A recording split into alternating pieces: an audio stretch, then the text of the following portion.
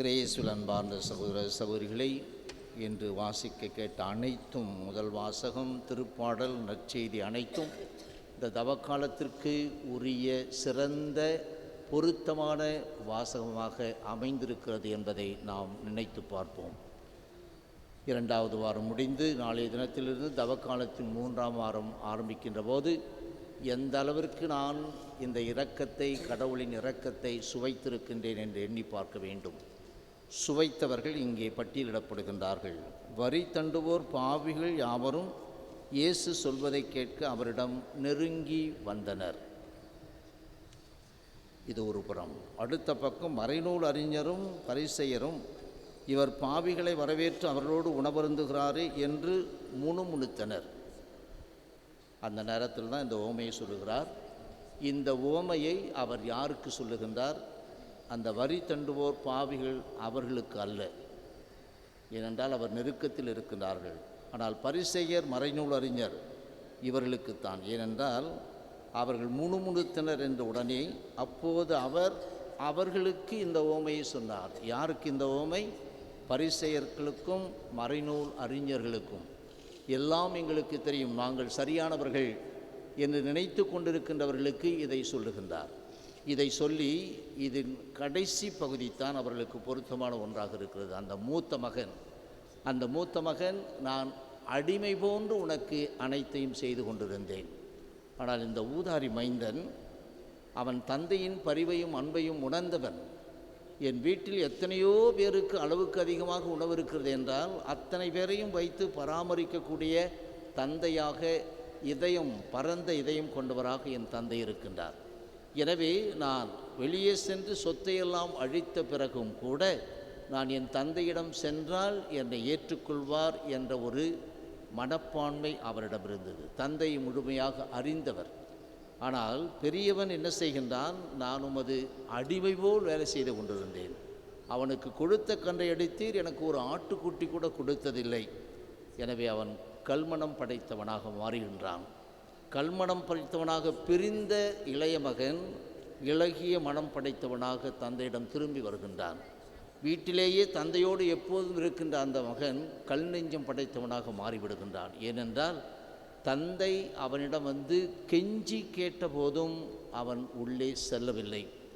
நற்செய்தியிலே பெரிய மகனுக்கு என்ன நடந்தது என்று சொல்லவில்லை. இறந்து போயிருந்த இளைய மகன் உயிர் பெற்று வந்துள்ளான். காணாமல் போனவன் கண்டுபிடிக்கப்பட்டுள்ளான். ஆனால் இங்கே கூடவே இருந்த இவன் இறந்து போகின்றான், காணாமல் போய்விடுகின்றான். எனவே இதில் எனக்கு எது?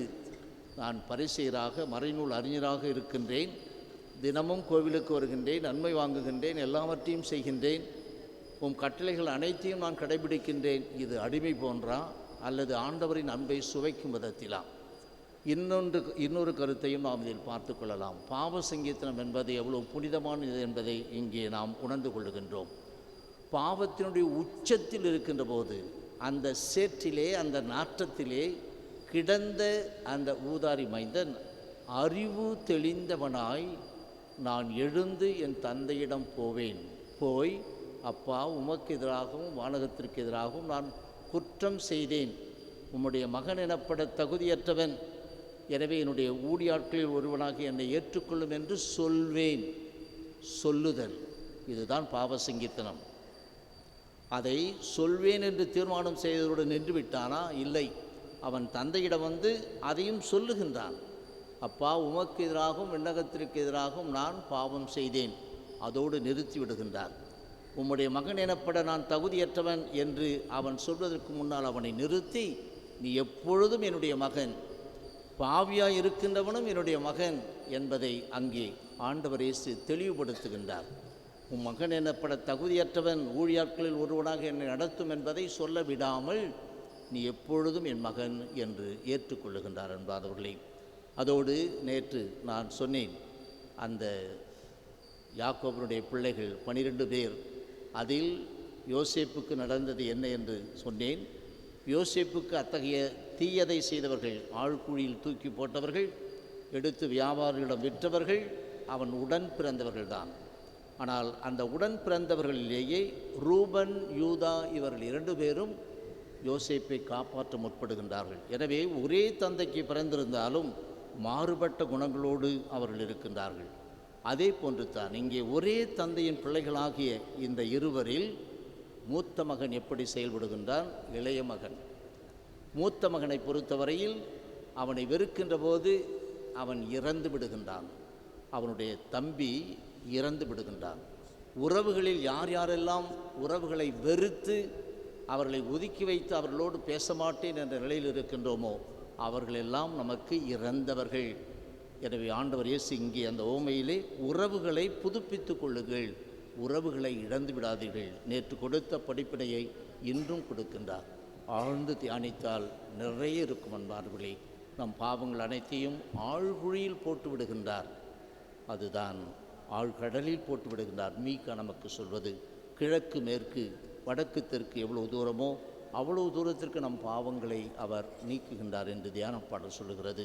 எனவே இரக்கத்தின் காலத்தில் இன்னும் அந்த இரக்கம் என்னால் கண்டுபிடிக்க முடியாத அளவு பெரிது என்பதை உணர்த்தும் வாசகங்கள் தான் என்று கேட்டோம்.